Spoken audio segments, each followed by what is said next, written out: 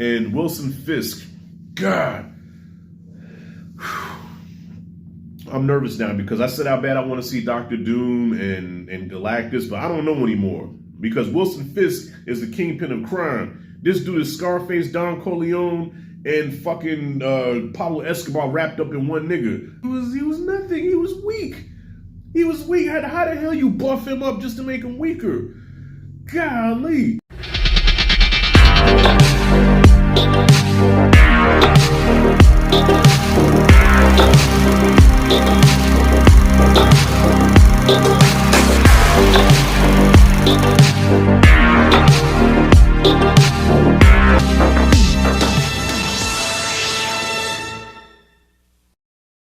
All right, y'all. So this is my first official review for 2024.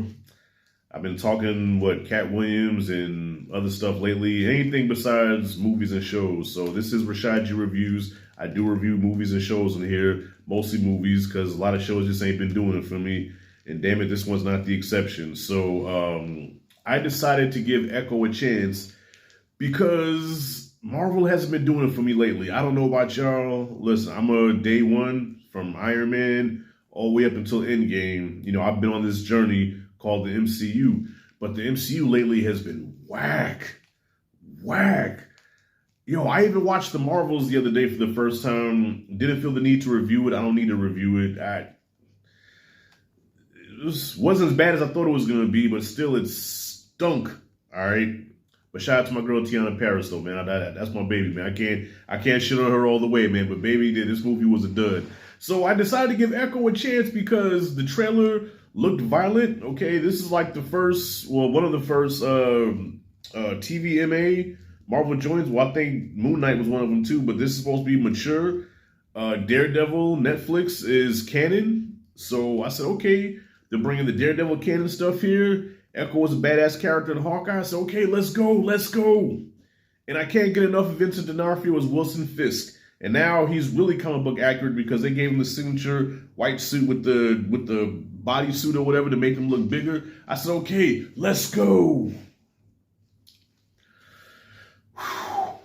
Yo, I'm done with Marvel for a while, man. I'm sorry, I'm done. I'm not saying I'm never gonna go back to it again, but as of right now, I'm done.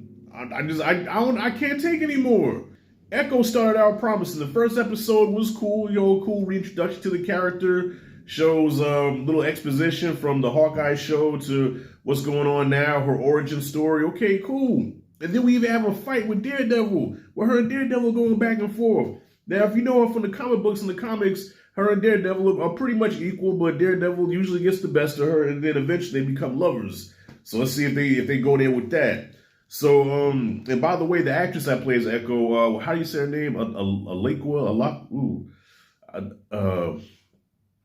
Alaquia, so whatever her name is. Yeah, she's good in the role, okay? So I'm not, no diss to her. She's good in the role. It's just the show that she's in was just boring. Oh my God. Like, this show is heavy-handed on the culture of the indigenous, you know what I'm saying, on the tribes and all that. Cool. But heavy-handed though, like that's all this show was. Like nothing happened besides talking about the culture and what the culture means, and then that's cool. But I came to see the show. I came to see Echo kick ass, and she probably has 2 scenes in the whole 5 episodes where she does some cool kick ass shit. All right, you had the fight with Daredevil. Oh, and then there's a fight in like a arcade area, which I thought was pretty cool. But that's it. The rest of it is just. Yes, the character is deaf. I know this, but if I'm a showrunner, right, and I know this show is mostly about this sign language. Okay, I know my titular. Hey, that's what you get for trying to use fancy words, nigga. The titular character. Okay, if I know the titular character is deaf, okay, I know I have to supplement a lot of that sign language for action. I want to keep the audience's attention. This show lost me. It did. It lost me at times where I'm on my phone. I'm not paying attention. I'm going to grab a snack. I'm going to take a piss without pausing it. You know what I'm saying? Like, come on, man. This shit was just whack. And they tease us with that Daredevil shit because that's the only time you see Daredevil in the whole show. That's it. I guess I was just to get our attention and say, hey, Daredevil's in here, but then you don't see him again. And what really did it for me was the climax. This was the most anticlimactic Marvel show period that I've ever seen. Even The Sopranos had a better ending than this. Okay, Dexter probably had a better ending than this. What the hell? Okay, we have this big face-off now between Echo and the Kingpin, all right? So they built up to this moment where, okay, the whole time she was supposed to be like a daughter to him, like a niece or whatever. She saw him as an uncle. They fell out. She betrayed him. He betrays her. Now we have one final face-off between them, and she heals him. Yeah, I'm spoiling it. Yes, she has like these healing power. First, her hands light up like Iron Fist, right? So I'm like, okay, what's up with the glowing hands? Does she have the glow like Bruce Leroy? No, she uses these glowing hands. She uses the glow to heal. She's a healer. So she puts on her suit, I guess her final suit, okay, because every superhero has to have that final suit at the end. And what does she do? Oh, I'm not going to come in here with swords or guns ablazing. I'm going to heal you of your pain. Let go of whatever hurt you. It's okay. And Wilson Fisk, God, I'm nervous now because I said how bad I want to see Doctor Doom and Galactus, but I don't know anymore because Wilson Fisk is the kingpin of crime. This dude is Scarface, Don Corleone, and fucking Pablo Escobar wrapped up in one nigga, all right? And they make him, yes, in the Netflix show, he was unhinged. He was psychotic, a little awkward, but he was still menacing. He was dangerous. I felt no danger from him. Besides, there's a scene where he beats a dude half to death in an alleyway because he didn't get his daughter no ice cream.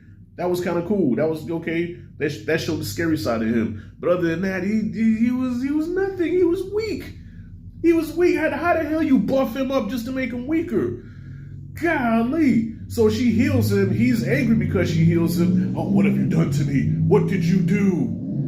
And that's how they left off. When the credits rolled, I said, listen, I respect the cultural aspect of it. I do think that the actress that plays Echo, I think she's talented. And to know that this is her first role is very impressive. Okay, she's never acted before, so I thought she did a good job. But other than that, this show is just a plain lettuce salad with a vinaigrette. No flavor, nothing. Let me tell you something, at least in Aquaman 2 knows it's a comic book movie. At the end of the day, these are comic book properties. And that's not to say that, okay, that means they have to be bad or low quality. But sometimes remind us that we're watching like Aquaman. He's a man that talks to fish. You're not going to make a Chris Nolan epic Aquaman movie. That's thought-provoking and emotional. And no, you're watching Aquaman. You're watching him talk to fish and fight Black Manta. That's what I want. That's what I got. Echo was supposed to be almost like the female version of Daredevil. Okay, she's like the offspring of Daredevil and Elektra. Give us something electrifying. This shit was a plain baked potato. It's an unseasoned steak. It has potential. It has something. But it just doesn't have any flavor at all. I watch Aquaman 2 before I watch this again. That might be a hot take. I don't give a fuck. At least DC realizes that, okay, the first thing we have to do is entertain the fans. Entertain, and then let's try to give them a good story on top of that. Even though Aquaman doesn't really have a good story, but still, damn it, at least I was entertained. I want to be entertained. And even on the thought-provoking level, this didn't even have a good story.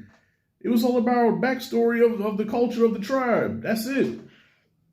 I don't even know what the fuck was going on. Then he had another half-ass villain in there besides Fisk, who was like, the motherfucker reminded me of Snoke from the fucking sequel trilogy. Where am I? I ain't gonna lose nobody. Yeah, y'all, this show sucked.